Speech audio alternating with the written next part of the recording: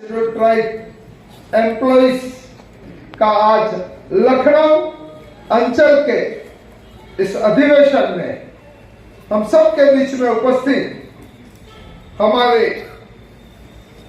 यहाँ पे भारतीय जनता पार्टी के वरिष्ठ आगेवान श्री रमाशंकर जी जायसवाल जी, जो राज्य सरकार ने एमओएस का जिनको डिजिग्नेशन प्रदान हुआ है इसे, और यहाँ इस फेडरेशन के यशस्वी अध्यक्ष और आज ही जिनका बर्थडे है, और मुझे बहुत ही अच्छा लगा कि एक बहुत ही अच्छी तरह से बेहतरीन तरीके से उनका बर्थडे मनाया गया।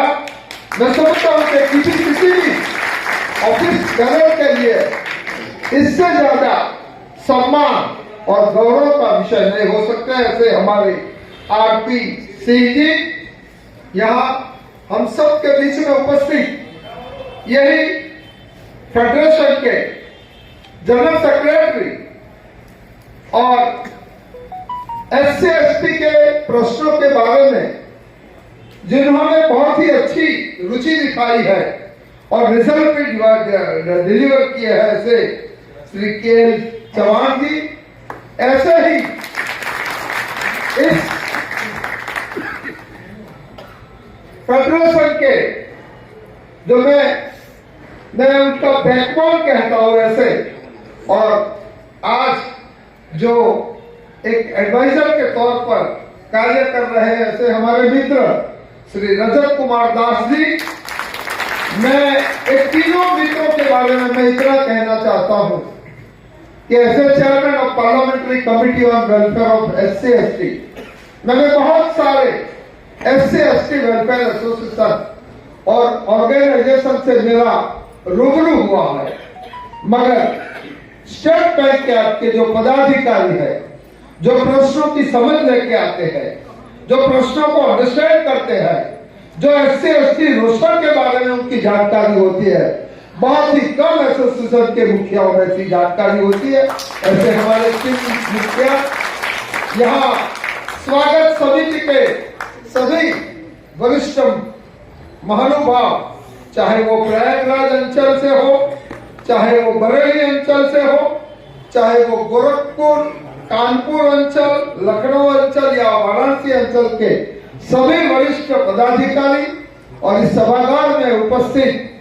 आप सभी महानुभाव और पूरे देश के अलग अलग कोने से आए हुए स्टेट बैंक ऑफ इंडिया के जो एससी एसटी के सभी पदाधिकारी मित्रों, आज मुझे बहुत प्रसन्नता हुई है, और आज जिस प्रकार से आरपी सिंह का जन्मदिन मनाया गया, मैं भी आपको बहुत ही अपने हृदय से धन्यवाद करता हूं, और मैं समझता हूं कि ये आपकी निवृत्ति नहीं है, आपकी प्रवृत्ति अभी से ही शुरू होने वाली है।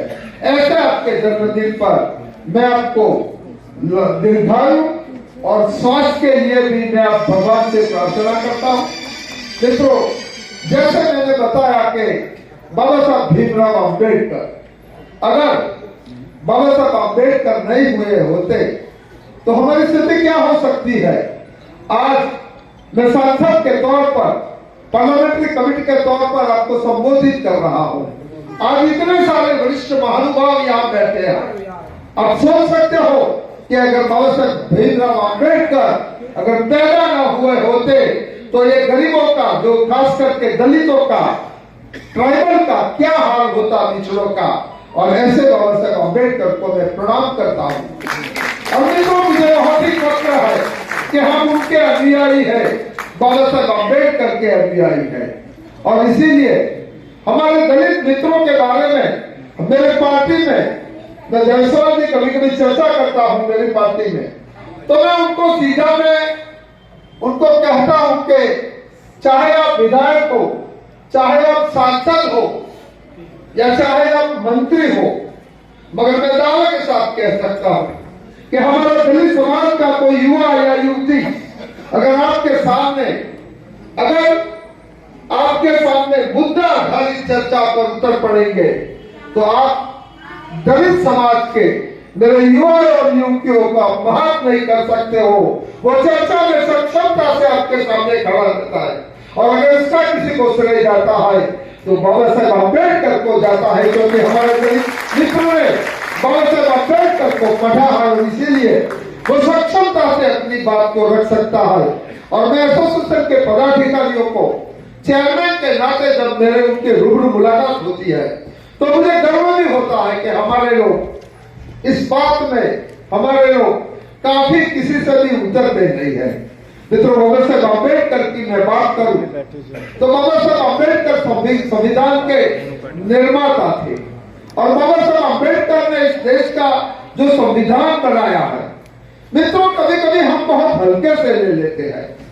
बाबा साहेब अम्बेडकर ने जो क्रांति की है, और मैं तो इनको रक्तविहीन क्रांति कहता हूं मित्रों, समानता का अधिकार लोगों में देना अपने आप में बहुत बड़ी बात है मित्रों। चाहे मेरा एक पिछड़ा, चाहे भांसिया में बैठा हुआ व्यक्ति, गरीब व्यक्ति, दलित व्यक्ति हो या कोई कॉर्पोरेट जगत का व्यक्ति हो, दोनों को एक ही प्रकार का अधिकार दिया है, समानता का अधिकार दिया है मित्रों, बाबा साहब भीमराव अम्बेडकर ने दिया है।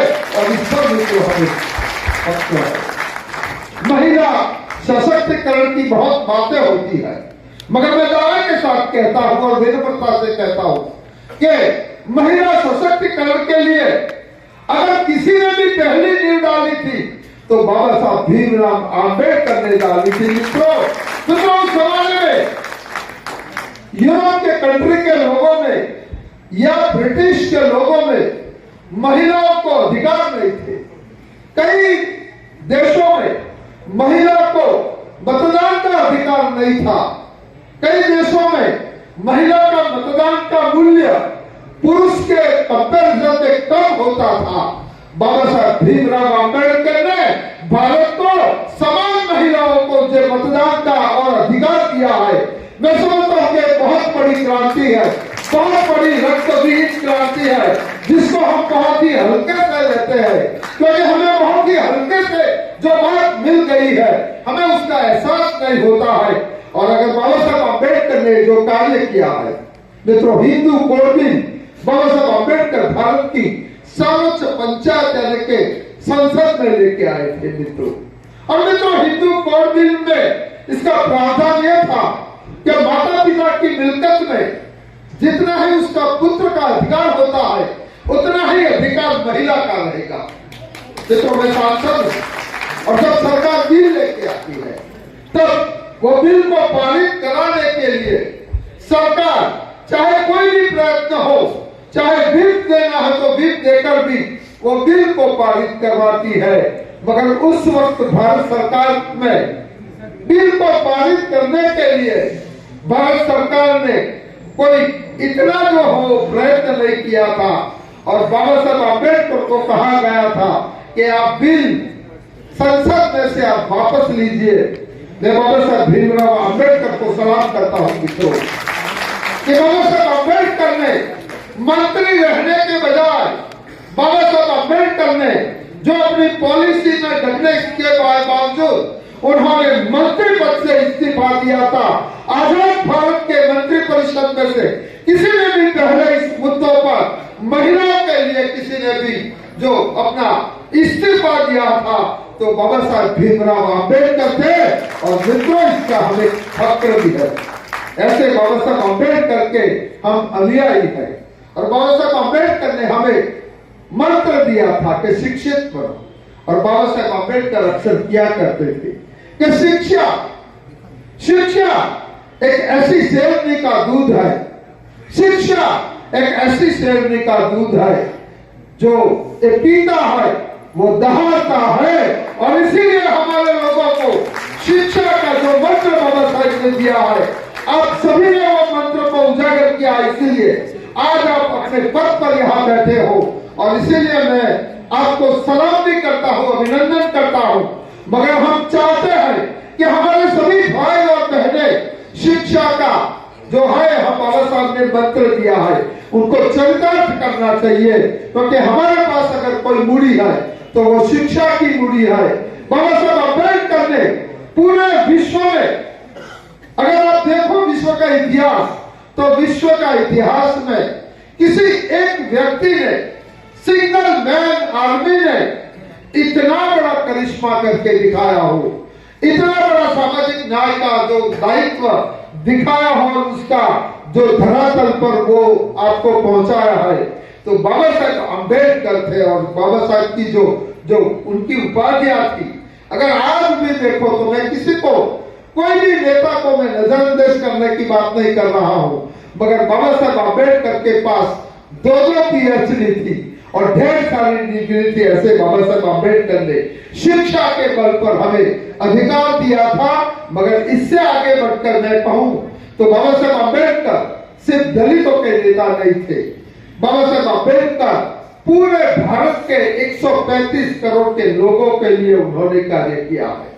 और मित्रों, जो संविधान बाबा साहेब अम्बेडकर ने दिया था, वो संविधान एक ऐसा मजबूत संविधान है कि भारत में लोकतंत्र की नींव दिन प्रतिदिन गहरी होती है। अगर इसका किसी को भी श्रेय जाता है तो बाबा साहब भीमराव अंबेडकर को मित्रों जाता है। अगर भारतीय भूखंड की बात कहो, इंडियन सब कॉन्टिनेंट की बात कहो, तो भारत के सिवाय पाकिस्तान है, नेपाल है, बांग्लादेश है, श्रीलंका है, माले है, भूटान है, कई सारे देश है। कोई भी देश में लोकतंत्र जैसी बात नहीं है। छोटे छोटे देश होते हुए भी लोकतंत्र वहां नहीं है। अगर लोकतंत्र गहरा मजबूत हुआ है तो 135 करोड़ की जनसंख्या वाले बहुत ही बड़ा विभिन्नताओं से भरपूर भारत में हुआ है। और इसीलिए बाबा साहेब अम्बेडकर सिर्फ भारत के नहीं, पूरे विश्व के नेता थे। और मैं समझता हूं कि इतने बड़े नेता हमने, कोई भी नेता इतना बड़ा डिलीवर किसी सिंगल मैन आर्मी के रूप में किया है तो बाबा साहेब भीमराव अंबेडकर ने किया है। मित्रों, अभी भी हमें लोकसभा और राज्यसभा में जो भारतीय जनता पार्टी की 108 सीटें आई है मित्रों, और 250 की जनसंख्या है। और बाबा साहेब अम्बेडकर ने जो संविधान में इतना चेक्स एंड बैलेंस किया है कि एक जमाने में कांग्रेस 112 बैठक लेके सबसे बड़ी पार्टी नहीं हुई थी, मगर कोई भी पार्टी 125 प्लस सीट लेकर राज्यसभा में अब तक नहीं आई है। इसका अगर किसी ने चेक्स एंड बैलेंस किया है तो बाबा साहेब भीमराव अंबेडकर ने किया है। मित्रों, लोकसभा और राज्यसभा का चेक्स एंड बैलेंस जो लोकतंत्र के आधार पर बाबा साहेब ने किया है। मित्रों, बाबा साहेब अम्बेडकर ने इतनी सोच लगाकर किया है। बाबा साहेब अम्बेडकर ने हमारे देश में पार्लियामेंट्री डेमोक्रेसी का कंसेप्ट दिया है। अमेरिका में प्रेसिडेंशियल डेमोक्रेसी है मित्रों, मगर यहाँ राज्यों के अधिकार और केंद्र सरकार के अधिकार अलग अलग होते हैं। और इसका जो बंटवारा किया है, चाहे फॉरेन अफेयर्स पॉलिसी की बात हो, चाहे वित्त मंत्रालय की बात हो, भारत सरकार के अधीन रहता है, चाहे रक्षा मंत्रालय हो, और राज्य सरकार के पास शिक्षा, स्वास्थ्य और कृषि जैसे महत्व के विषय होता है। जिस प्रकार से बैलेंस बाबा साहेब अम्बेडकर ने किया है, मैं समझता हूं कि देश में अगर बाबा साहेब अम्बेडकर नहीं होते तो इतना बड़ा लोकतंत्र नहीं होता। और देश के यशस्वी प्रधानमंत्री नरेंद्र भाई मोदी जी जब 2014 में प्रधानमंत्री बने, तब उन्होंने सदन के दोनों सदन में, लोकसभा और राज्यसभा में 2 दिन की चर्चा संविधान पर रखी थी। और मित्रों, मैं आपसे शेयर करना चाहता हूं कि उस वक्त सदन में जो चर्चा हुई,